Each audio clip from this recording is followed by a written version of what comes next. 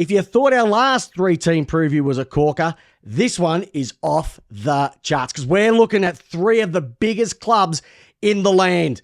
The Collingwood Magpies, the Essendon Bombers, and the Fremantle Dockers.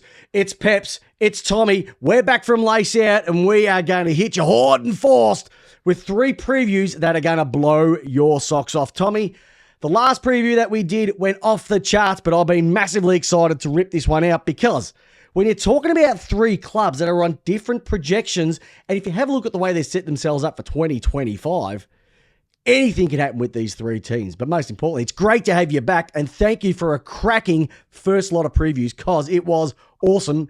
And let's just say the lace-outers out there loved a bit of Tommy Roker. Yeah, well, thanks for having me on again, Peps. The 3 teams we're looking at tonight are all very interesting.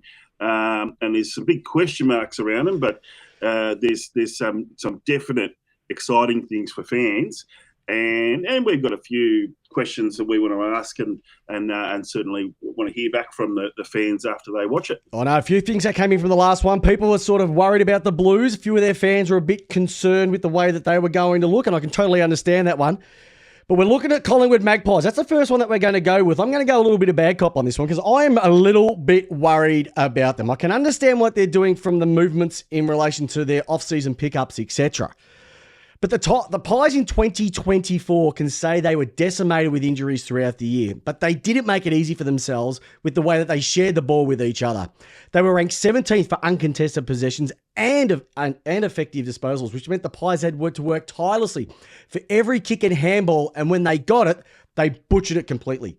This also resulted in a ranking 18th for marks in 2024 as players weren't working hard enough to get into space for each other, thus having to kick to more contents. It's no surprise that the Pies ranked first for clangers in 2024 because they're just putting so much pressure on themselves. Now, acquiring Dan Houston and Harry Perriman will allow them to better distribute the ball, especially off half-back. But gee, they'll need to raise their work rates into space if they want to make the game easier for themselves. So when it comes to the Collingwood Magpies, all I'm saying is, boys, you need to watch the Tour de France and get on your bike. What do you reckon, Tom? Oh, look, every year we ask the question about Collingwood, and a few years ago we were all saying, they've had it. And guess what? When they get the core group together and they're all firing, they can beat anyone, and that's a good sign of a team that's in the flag window. But as we sort of said with Carlton, on their best day they can beat anyone. But lately, Collingwood haven't travelled too well. They don't have to travel very often, but when they do, they don't tend to come back with the 4 points. And they had a rubbish start to the year, and then they powered through to the middle, and then they started drawing games and started spluttering. And by the final round, they weren't even. I think they had to win by 150 points, and someone else had to lose by 100 points. So close, but not anywhere near close enough. Coming off a flag, so maybe having the extra 4 weeks off, regenerating the list, as their fans thinking, yep, we're there, we're going to be back contending. But those same blokes who ran around with the cup a year and a half ago, they're going to be 2 years older by the time the finals come around this year, and they were old then. Yep, and this is my concern with Collingwood, is that when you look at the names on paper, it is really nice to look at. Like, there's quality on every single line, quality down the spine. They've picked up Houston, which is a massive get. You got to remember, he was literally signed in at Melbourne. And then we know what happened with them. He tacked over, went to Collingwood. Great pickup. It's Melbourne's loss. A grade. What's that? He's an A grade. He is a grader. So, he was the biggest move in probably our humble opinion during that trade period. But I love a bit of heavy metal. And I look back at a bit of maybe Iron Maiden, maybe a bit of Megadeth. Is the original lineup is the best. But unfortunately, that original lineup is getting older, and they do play their best music, especially from an Iron Maiden perspective, Bruce Dickinson and the group. When you start to bring in maybe a couple of the younger ones who maybe don't have enough experience or don't have as much stage presence, you you're still getting the band, but you're not getting the real band. And then when they brought in different singers, etc., same with Van Halen. Van Halen wasn't the same until, the big David Lee Roth was at the front kicking and doing his splits. And I see that a little bit in Collingwood as well too. The original band are getting older. They are still the best, but they need to maybe blood a few others, because let's just go through a few things, and I want to have a look at their top 10 players from an age perspective. And this sort of blew my mind away. And I want you to just say yes or no if these guys are in basically your best 22. All right. The oldest player on the list, Pendlebury. We know that 403 games. He's pushing 37. Will be pretty much close to 38 by the time the season finishes. Is he there? He's in. Yeah. Steel Sidebottom. Yep. Jeremy Howe.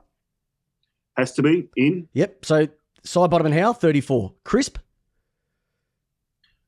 I don't see how they can do it without him, because they don't have a replacement. Pretty much. Will Hoskin-Elliott probably had a almost career best season. Yeah, he was pretty. That he just keeps on keeping on. Keeps on keeping on. Braden Maynard? I don't think. I think they had one with Ginny, but you look what happened there. Yep. Anyway. Braden Maynard? They have to keep him in there. I mean, he's still 28. Yep. So Mason Cox? If he's playing for the majority of the season, I think they're done. Jamie Elliott? They have to go past him, don't they? I know. You got Jamie Elliott, you got Mycheck. Those two were in, you'd say? Elliott can't stay fit. Yep. Mycheck, well, I mean, they put in Tim Embry. Oh, no, and he's 30 as well. Virtually the same player. So if they're bringing in Membry as well, and we're saying yes to all of those, you're looking at 10 players, and you're scraping with Darcy Cameron and Dan McStay, and also Darcy Moore at 29. So 13 out of the 23 that run around every single week are over the age of 30. Now, I'm not to say that, you can't play good footy over the age of 30, but the dramas that I have is that the older you get, the niggles start to kick in. Takes longer to recover. So Collingwood really need to bank wins at the start of the season while the weather's warm and the players are super fit. They didn't play finals last year, which will be a win for them, because it gives them those extra couple of weeks to get that fitness in. But they've gone all in terms of going for a flag, where other clubs have gone to the draft. They've brought in, like you said, they brought in Perryman, they brought in Membry, and they brought in Houston. All three of those will play, Perryman being a little bit younger, which is great. But you're playing an older Collingwood. And so a couple of years ago, you could get away with it. Now, I don't think that they've rejuvenated enough like Geelong have. I think they've stuck with who they've got, who they've relied on. And I think out of necessity, that's when they've played them. Mind you, when you've got the Dacos brothers running around, makes it a little bit easier to worry, to get things organised. But I have some concerns that Collingwood, especially towards the back end, if they don't bank wins early in the season, as that gets older, there's that risk of players breaking down, especially across their back line. I can see some deficiencies that might catch them out moving towards that back end. Yeah. I mean, they've got a lot of untested depth that what do we know? We don't. I watch a bit of VFL, but usually just selectively. I try to follow it to see who the next up-and-comers are. But I would have thought, say, Tao Jath, CJ's little brother, TJ, I'd say he's probably going to feature at some point, but he's not ready yet. Ed Allen's another one who's come, and if they can get him to play in defence, he'll fit in there.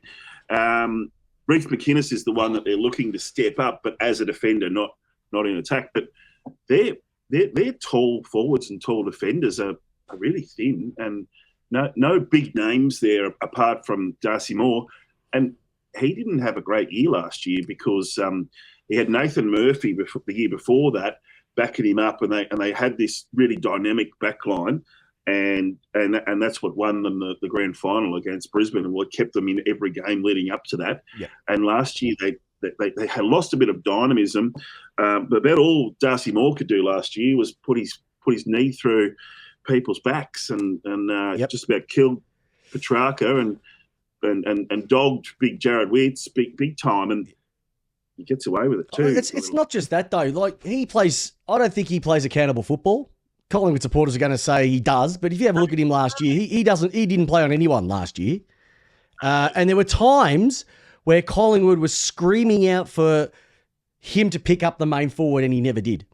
And that's not me speaking. That's like, if you don't, we call it how we see it. And I think that he was just unaccountable playing, leave it to others to take care of. And a big danger stat that I had, a big danger thing that sort of raises my eyes from a youth perspective, is that the 22 and unders, all right, there's one player that's played over 30 games, and that's Nick Dacos. Yeah. All right, so he's an anomaly. Outside of that, for 22 and under, the highest is Finlay McRae, and he wasn't a lock for most of the year. And the one that you've already mentioned as well, which is Reece McInnes. Could you say, Finn McRae had a breakout game against Crickets, right? Because he's played, they've blooded him. Where does he play? What does he do? How does he make him better? Yeah, that's my concern, is that like all their real guns are literally under the age of between 25 to 26. So I'm looking at Josh Dacos, Perryman, Quaynor. Love what he brings. Like that's a guy that you can build almost a back line around because you know what he's going to deliver. Bobby Hill, he's still inconsistent. Bo McCreary, Finlay McRae. So you've got some niceness in that middle, but everything above is above 27, 28. And you don't really want that. There's other clubs that are going through that as well, but I think they've blooded a few more kids. We're looking at, glass half empty with this mob. I still think that they're majorly, I don't think that they can win it. Can they play finals? Yes, but they need everything to definitely go right. There's a few of those clubs that need everything to really go right for them to play finals, and I think they've got too many. I'm actually thinking that they'll miss the 8 again this year. And I picked it last year, and I reckon they'll miss again. Because it's hard to write them off, because they do have so many good players. They play so many games of the MCG. They rarely ever leave town. They've got the best facilities of anybody. There's all these things going for them, and yet I could still see them finishing 13th. Yeah. You know what I mean? Definitely. 12th. Definitely. And so I'm saying sort of middle table, and probably missing out. I wouldn't be surprised if they put in another, because it was, a 10-win and 2-draw season. So it was better than 50%. But their for and against was rat shit, and their even if they had won the games that they drew, they still weren't making finals. So they weren't a kick away or whatever. They were a long way away. Look, the acquisition of Houston will get them probably an extra win or two, I would say. Yeah, but let's look at the ins and outs, Peps, because Houston is what they're calling an upgrade on John Noble, but John Noble had traits like always gunning for the ball and being a great outlet player, whereas Houston's going to be the player to get them out of, right? So they don't have – if Houston and Noble were playing together and Collingwood didn't want him to go, Noble's whole family lives on the Gold Coast, so he requested the trade because his twin brother and his parents and his sister all live on the coast. So that's a little bit of a. I'll get to that later because that's a funny one. Yeah. But and really quickly, they also had 9 players play every game last year as well too, and a majority of those were the ones that we mentioned out earlier. Like the only young ones out of that list were Josh Dacos, Bobby Hill, and Patrick Lipinski and Quaynor. Sorry, so you've still got majority of them were in the older. It's another year, and people go, it's only another year, but it can come on so quick, Father Time. Nathan Murphy retiring is a loss for them, and I know definitely it happened a year ago, but they looked at it was a big loss in the grand final. It was. I thought they were done when he didn't come back on, and then when he retired before the season even started, that was part of their bad start. You know what I mean? So replacing him they couldn't do it. Have they brought anybody in who can replace him? Well, I guess Dan Houston takes and Harry Perriman kind of take that, because Murphy was kind of an undersized key defender, so hard to replace. Yep. But you can replace parts of his role, and they've certainly got a dynamic enough backline that I don't think that losing Noble and Murphy is necessarily fatal or anything like that. It's just you got to look at what's gone out and see what's coming in. You can't just say that they're better by an A grader. Yep. Really, they're replacing a couple of B graders with an A grader, and they need to find someone to complement that. Yeah, I just think that Harry Perriman necessarily would have been my first choice, but he's one of those guys who was available, took him because he's a free agent. Right? He's played games, he's got games into him, but I don't know. I just after 10 rounds, let's have this conversation again, and we're going to sit back and go, mate, they're set up nicely, or because I think it's going to be like last year. There's not going to be much room to play. Every team needs to bank wins. What was it? 11 wins.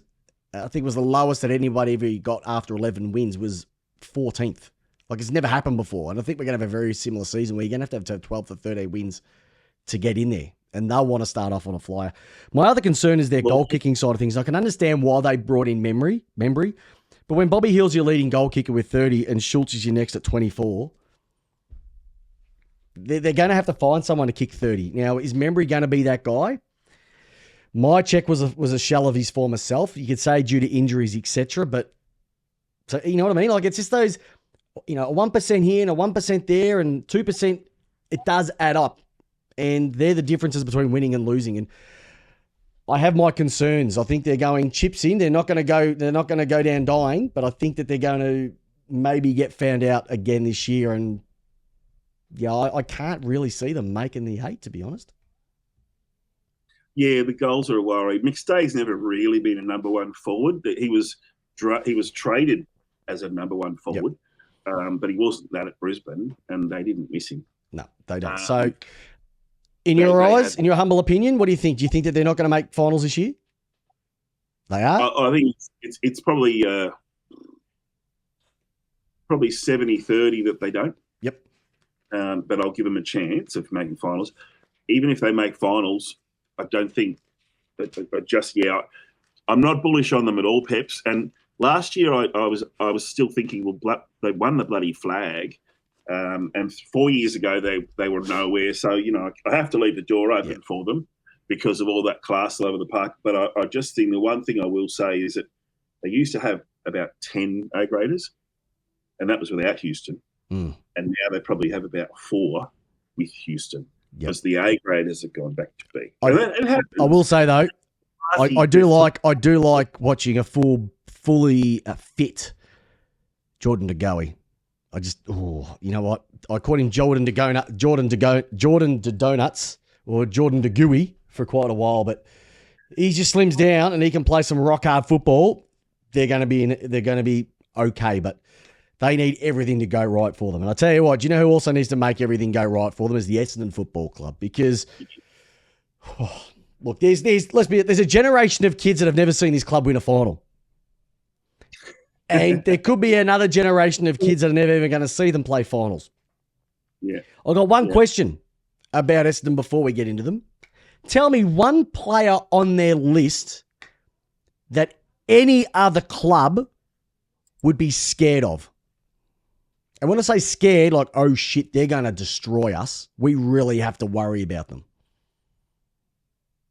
That's a really good question. I mean, every name I can come up with, there's a sort of a bit of a caveat with. So, if I said Sam Draper. Now, there are clubs who've been bashed up by him, and he's pretty much just put everyone on his back and gone, yippee, fucking come with me. But sometimes he does that, and they still lose, and then he gets injured, and they reckon he's probably going to be off to Adelaide next year anyway. He's one of them. Ben McKay should be one of the best lockdown defenders. He's got all the talents, but he just doesn't do it. Peter Wright. Are you scared? No, I'm talking scared. Like, you look up and go, oh shit, we okay. You're playing Collingwood, Josh Dacos, like, watch out. Nick Dacos, watch out, okay? Like, these are the ones You turn up against Hawthorn. Well, Will Day's going to tear you a new one. Okay, you have to have somebody playing on Sicily. All right, you've got Ginnivan and Watson down in the forward line. Okay, you play Fremantle. Where do we start? Jai Miss down there. You got Tracy down there as well too. Someone has to try and pick up Luke Jackson. Who's going to take Brayshaw? Who's going to take it? Like I look at Essendon and I go, maybe Nick Martin. You have to have a look at. Maybe Zach Merritt. I'll give Zach Merritt. He's A grade, all right. Jordan Ridley down back, like they missed him a lot last year, but outside of that, I don't get scared by them. And the only player that I'd really worry about when it was in the forward line was Stringer, and they let him go. Yeah, I think they're putting a lot of faith into Caddy, and I definitely think that there's a lot of the fans are actually pretty buoyant about their draft class because they got Isaac Kako, and so they've been looking for a small forward like him, and he's, they compare him to the Wizard, Nick Watson, the Wizard. So whether he has that good but he'll be in their team straight away unless he's injured, and so if he can generate some excitement and some goals in a different avenue that they haven't had. And if you can get Big Peter Wright dropping every mark, but Kako picking up one or two and scoring a few goals, and like I said, the fans are quietly happy with all of the off-season stuff, but they reckon Caddy's the one who's going to really come on because they did have too many players to put in that forward line, and Brad Scott mucked around with it. Peter Wright was suspended and he wasn't playing well. And it was all, So if Boyle reports he's not going to great in pre-season, but who knows what that's about. If he isn't there as their key forward, there could be a world where they put together a forward line that has goals in it. It's dynamic. There's, Sam Draper going in there for periods of time and causing chaos. Guys like Caddy and Harrison Jones, and of course Joe Caldwell, because it's not Joe Caldwell. Kyle Langford, yes, can score. Well, and that's the thing. So I think they've got some capability. But if I have to put it like I've done with every club so far, if I had to put it, Essendon, what they need to do in 2025, they need to chug a cup of concrete, mate. Because they were the number one standouts in 2024. They were number one in uncontested possessions, first for effective disposals, and second for centre clearances. So they got the ball, they got a lot of it, and they were able to be effective with it. But outside of those numbers, the one thing that you could do with them is once you got the ball in hand, you could score easily against them. So it was almost like they were one-way traffic. They were like Sydney. Everything was one way. They were ranked 16th for opponent 1%, 17th for stoppage clearances, 18th for opponent rebound 50s, and shows when they got time to block, shepherd, and smother, dig in, and chase their opponents, they didn't do any of that. So I think you're right. With the acquisition of Isaac Kako in the draft, it will make it harder for teams to extract the ball outside of their defensive 50. But he's going to have to get help from Martin, Merritt, Caldwell, McGrath, Parrish, and those around the ground. They need to set up quicker, create that wall outside 50, and also get to contests a lot quicker as well too. Because if they want to stifle the opposition's ease of possession in 2025 and stop those late session fadeouts that have happened in the last 2 seasons, that is one thing that they need to work on right away. I went and watched them train a couple of weeks ago, and I left going, okay. Like it didn't, like Kako looked magnificent. Merritt was doing his thing. Ridley, they definitely missed him. But I didn't go, ooh, geez, they look good. And I'm really, I've spoken to a few Essendon supporters as well, and they're just like, well, another season. And it's frustrating. Like, here's another quick question for you. Outside of their member base, would you classify them as a Big Four team? No, well, not anymore. No, I mean they do have their grafted on, supporters who've been there forever, and the supporters got to see the Sheedy years. Yeah, and you know what? They had every right to do so, Tommy. Black and red, right? I would have loved what they have. But they still live in the days of the baby Bombers. They still live in the days of 2000. They still think Hurd should be coaching the club. You've got to move on. And unfortunately, the administration at that club will have to be seen there. They almost remind me of a richer poor man's version of St Kilda, because they don't seem to be doing anything. They just keep sitting in no man's land. Yeah. And it's a boys' club. Definitely a boys' club where... And they must hate it. And I'll let you, but they must hate it sitting and watching what Hawthorn have done in 3 seasons and go, why can't we do that? Because they make the hard calls, Hawthorn, and Essendon don't. And they haven't made hard calls for what, 20 years? Well, they've set people up to fail, haven't they? Matthew Knights. He got reamed. He got reamed. And so I don't see them. They're not going to make finals, let's be honest. They're not going to make finals. And if they did, I would be massively, massively surprised. I think Essendon supporters would be massively surprised as well too, because the question that we ask is, have they got better than last year? I think Caddy will be outstanding for them. And you're right, I think Kako will be outstanding for them. You know what you're going to get off Merritt, and you know what you're going to probably get off Caldwell, Martin. Mm-hmm. But outside of that, they've got a team. Like, they've got a team who they can put in there.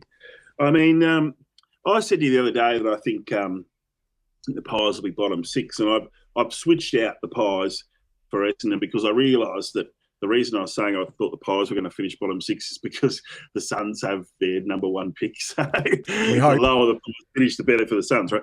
But it's actually Essendon. And, you know, I'll give you one reason why Essendon didn't make finals, Peps. Because they got beaten by the Suns twice. If they had won those two fixtures... on their home deck. I know, anyone who beat them can claim they knocked them out, but round 1 or round 0, Gold Coast Suns versus Essendon Bombers. We'll see. The preseason games never really give you much of an idea, but we'll see in that game from both of those teams, what's the new game style, how are they going at it, how are they tracking? Because, you know, we probably think the Bombers have been kind of pretending, and like you said, the comparison with St Kilda is really good because the coaches came in at the same time, and they got a dead cat bounce, which is normally what you get when the coach gets sacked mid-season and the team comes up and wins a couple of games with the new coach. But these two coaches brought in their systems and trusted the existing players to do, you know, and it does. It brings a sort of a bit of a false lift, and both clubs, and we'll get into St Kilda down the track, but the Bombers especially have, I rate Brad Scott as a very good coach. I know he hasn't won any grand finals, and you compare it to his brother, and there's no contest, but they aren't that different. And in fact, they used to. I don't. So preseason hitouts against each other. He has no plan B. Well, is he going to get sacked in year 3 if they don't make finals? Or has he got a longer sort of, you know, has he got a 5-year vision? It'll be very bombery for them to sack him by the break. I don't think they'll sack him, but I don't think that he was the right choice. I don't know if they had that many to choose from, did they? It's another story. Just check out Big Footy Scandals. You'll probably find everything about us in there. But here's the other thing. Have you watched the Hitchhiker's Guide to the Galaxy, Mr. Roker? Oh, I watched it, listened to it, read it. Rightio.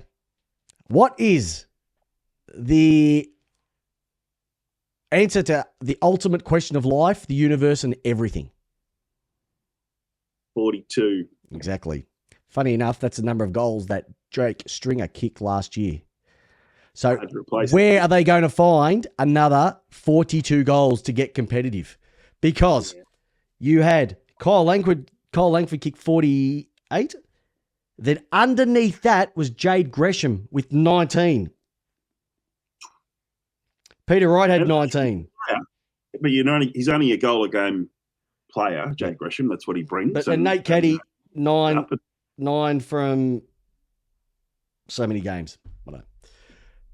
So Nate Caddy's going to have to lift. I think Kako will get you maybe 20. You'd see Caddy maybe getting that to 20, maybe 25. So you've got probably 2/3 of it back. You still have to find some other goals.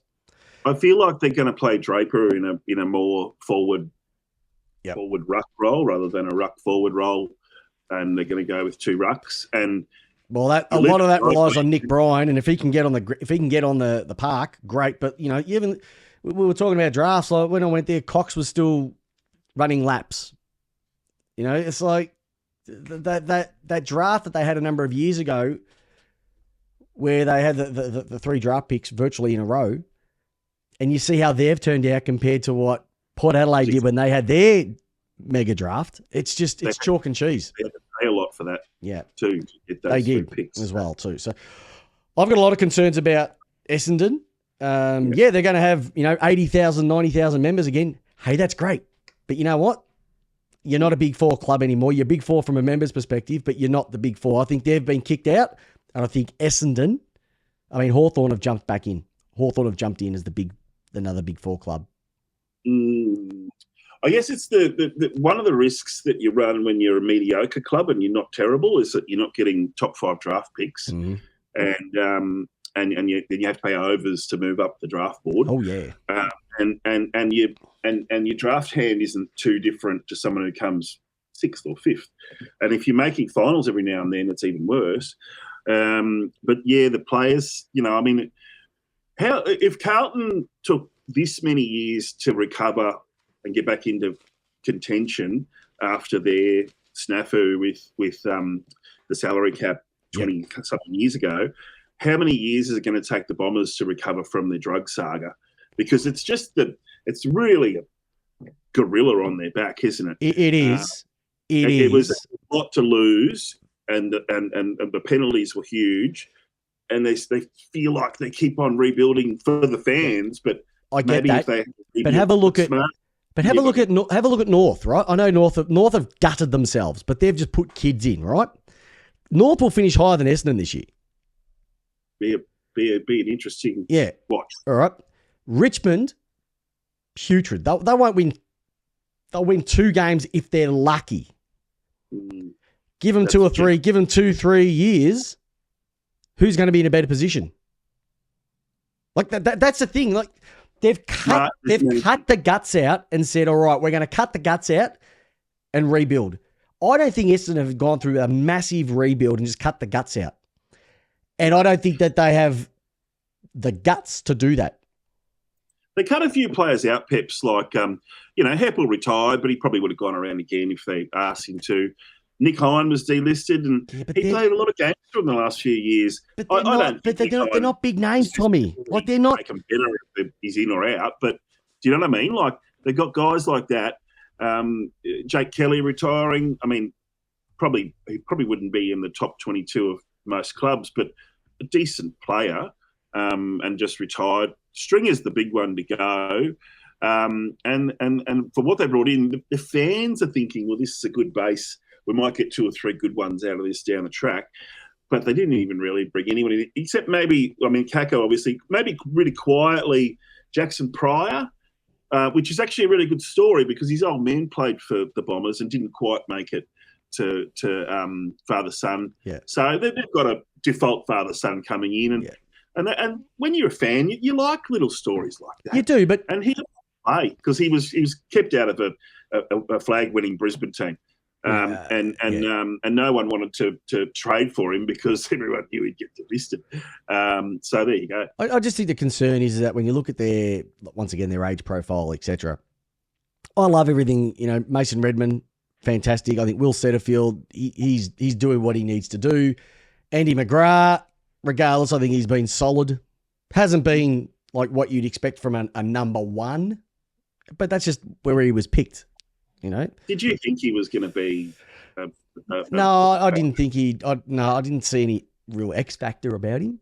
But he's 157 games in. He'll play 200. If you get that out of a draftee, you've gone all right. But there's people here like Shields going around again. Like, could they have got something for Peter Wright? Could they have got something for Darcy Parish? But they offered him a stupid amount of a contract, like a 7-year or 6-year contract. You know what I mean? Like, there's a lot of, and there's just not the quality that I expect, and that's why I just think that they're not going to go up and they're not going to go down, and they're just going to be exactly in the same spot as we saw last year, and it's just going to be another year for the Bombers. They just, no one is excited about them. So they're not. I want to say one thing about him, and I mentioned his name before, Brad Scott. Yeah.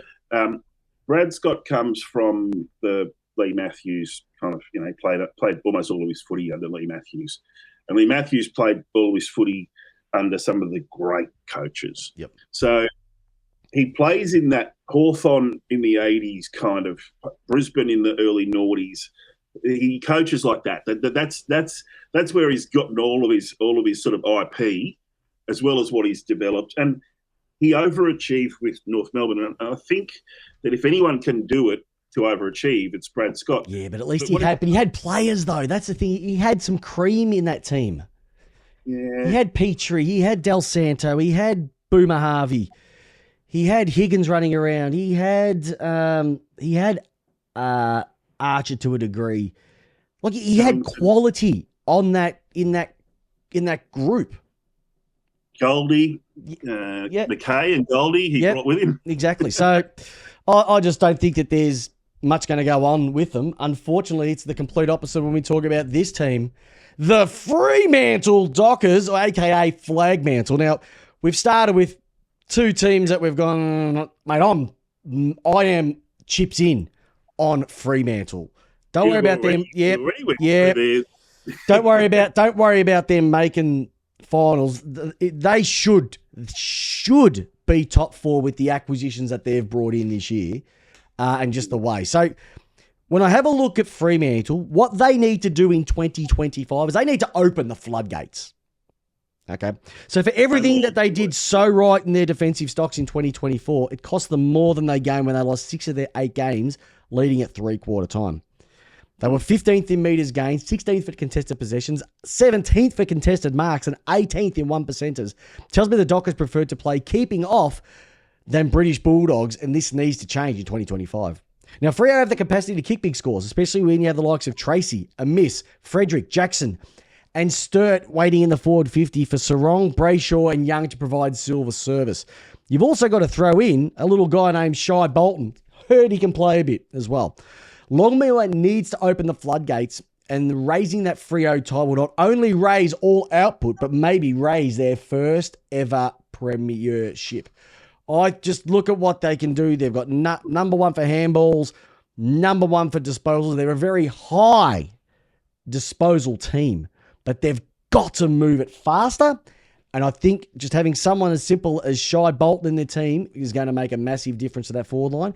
And when you throw in Luke Jackson and you've got Darcy as well, who I did not mention, they've got all the components. Their back line is magnificent. Like I said, when you look at Fremantle, who scares you? And I told you there's probably about 8 players that I'd be worried about if I roll up against this mob every single week. And I reckon they are primed.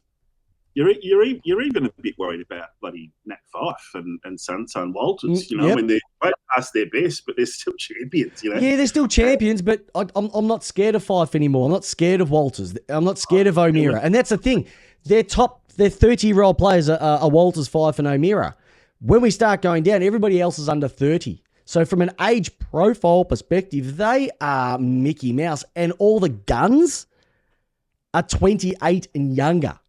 Yeah, you're 27 and younger. Like, that's the thing.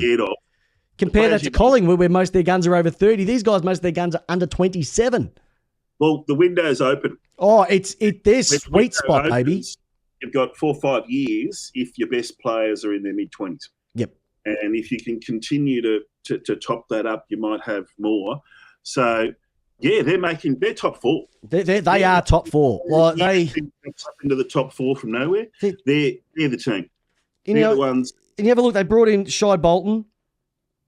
They brought in Quinton Narkle just as a couple, just to come in and support. Like he's not a spud. Like he can play, but it's just another name that they've got on the list. And Caleb Sarong, best and fairest winner last year. Like they've just got their midfield stacked. Their forward line is absolutely amazing. Josh Tracy,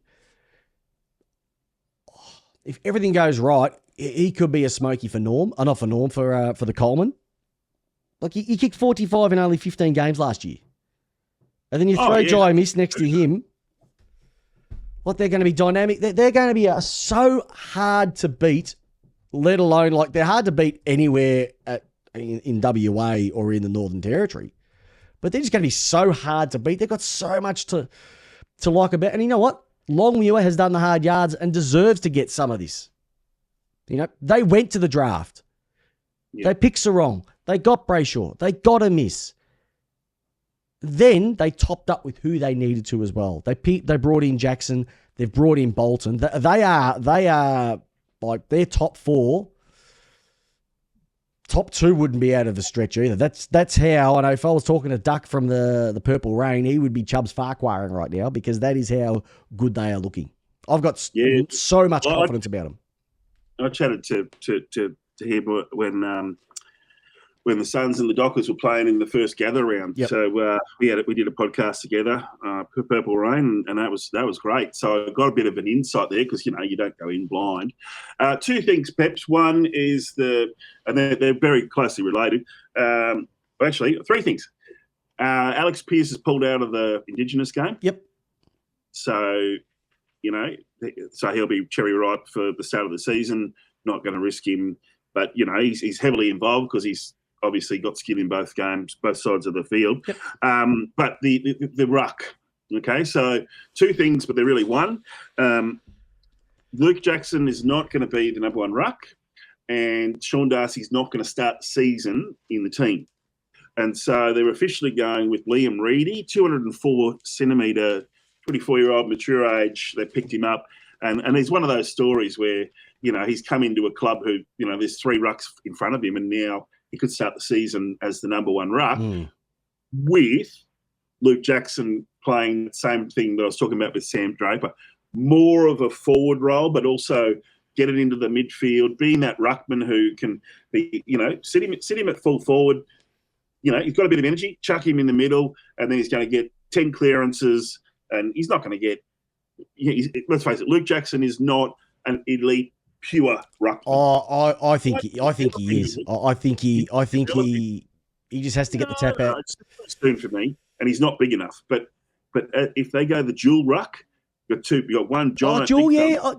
I just think that when he played by himself last year, and when he played by himself at the D's, I know he worked really well with Gawn, but that last year Gawn missed a few games, and Jackson had to go by himself, and he was exceptional. He was exceptional. And I think that there were times when Darcy wasn't playing, Jackson really took over games. And then it all fell apart at the end of the year. Exactly right. So I think they've learned from last year, but they've also brought in just some quality as well. And they've got more young kids. I love the way that they've been drafting as well too. They're trying to get kids from WA to stay there. So they've got, you know, it's smart. Stick with... You know, I would rather a kid who's okay but is from the home state, because that homesickness factor, he's just concentrating on footy. Yeah. You know, you look at Harley Reid. Is he going to be at West Coast in a year and a half time? We don't know. Like every man and his dog will be going after him. They've just blown him up so much that if he does an ACL or you know, something happens, I think his girlfriend's one of the Dersmers. Yeah, yes, she is. So she plays over here, and she's come back. She's just over there at Christmas, come back this way. But they're just... So I mean, there's a draw, but maybe they could maybe they could convince her to come. But once again, you'd have to... West Coast would be wanting to be doing something as well. Well, but I mean, the ultimately the is for all the Dersmers to end up in the same place, whether or not they play for the same team, kind of achieved that now, except the young fellas coming through the draft, so that he probably ends up at Richmond, doesn't he? They reckon he might be number one. Anyway, I digress. Talking about Fremantle, they have drafted really well, Peps. They have drafted so well that the depth in their team, and I'm a big believer in this, and I think there's a solid data behind it, and you'd agree with KC Demons and Melbourne Demons. Yep. So your reserves team wins the Tier 2 flag, and in this case, Peel won the waffle. Yep. And a waffle's it's not a competition for slouches. There's a lot of really good players in that comp, and there's even a lot of good players in the Peel team that aren't in the Freo team, and that's really good because they have that culture of bringing the young guys that Freo bring in and developing them. And so what you were talking about earlier with that core of really great guys, a lot of the younger guys who aren't playing every week, they've been getting senior games, going back to Peel, playing in a winning team, in a winning culture, then they get another senior game. Now that progression is putting the best 23, there's still another 10 players behind that who've got senior experience, who are breathing down the necks of the guys who are in the best 23. So form, injury, whatever.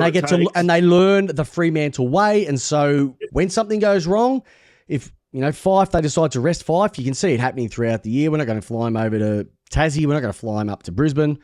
They can just bring one kid, just slot him in, start him as either off the bench, start him as a sub, and he just slots straight in. And that's the feeling of a successful club.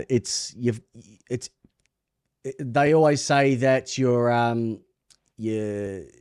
top six win through the season, and your bottom six are what makes you win finals. And that's the difference. You went through them earlier on. Like, we got Brayshaw and Sarong in the middle. Hayden Young as well. You got Shai Bolton who can go in there as well too.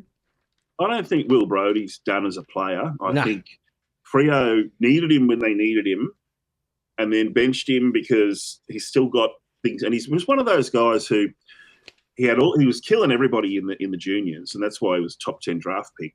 But he didn't have a tank, and he never really put in the work to get the tank because he was just playing in the reserves every week and getting 50 touches and thinking, okay, pick me.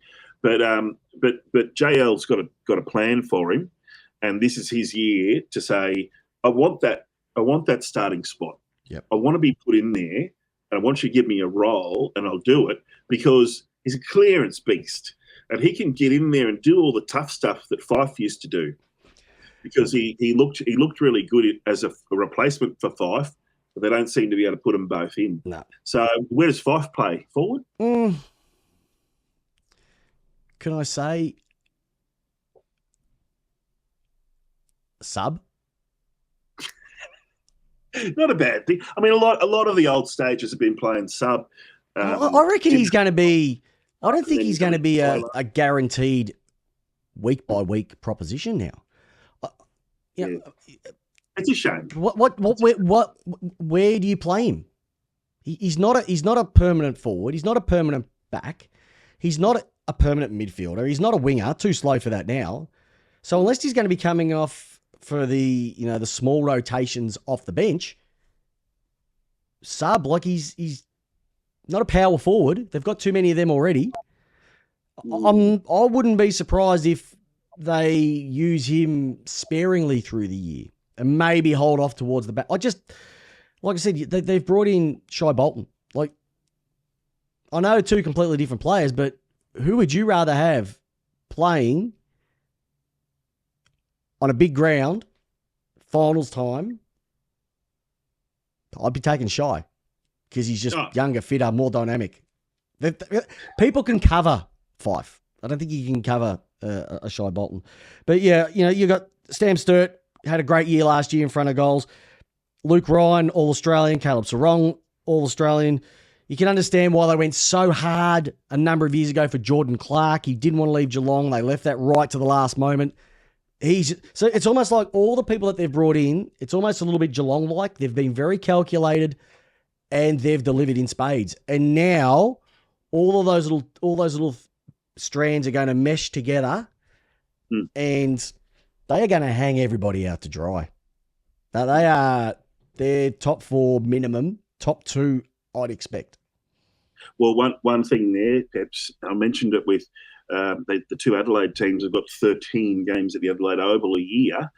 Well, Fremantle have got 13 games in Western Australia this year because North Melbourne has sold their home game. And they're going to play a game down in Bunbury. So they're going to have 12 games at Optus, including 2 versus the Weagles. So you'd probably chalk up 2 wins there. in the Derby. And then down in Bunbury they're playing North. So they could be looking at 11 wins in WA. 15 will get you. 15 will get you. And they play a couple of games in, I think they play Melbourne in the Northern Territory again. Yeah, well, that's good because Freo wouldn't pull a crowd. And I'll tell you what, they're double ups. Have a look at their ski double ups. St Kilda, I'll beat that. Sydney, 50-50. But they're Collingwood, they'll beat them. Well, West Coast, 2 wins. 2 wins. Port Adelaide, interesting. Always a weird one. They often split it. And Western Bulldogs. There, and then Freo win in Adelaide. And Western Bulldogs, I can see them taking both of those because the Bulldogs, they're just falling over as we speak too. So got 2, 4, 6, 8 wins out of those double ups. They only need 8 more wins for the rest of the season, and they're top 2. I'm excited. Big Kev. I'm excited. Tommy, I'm excited.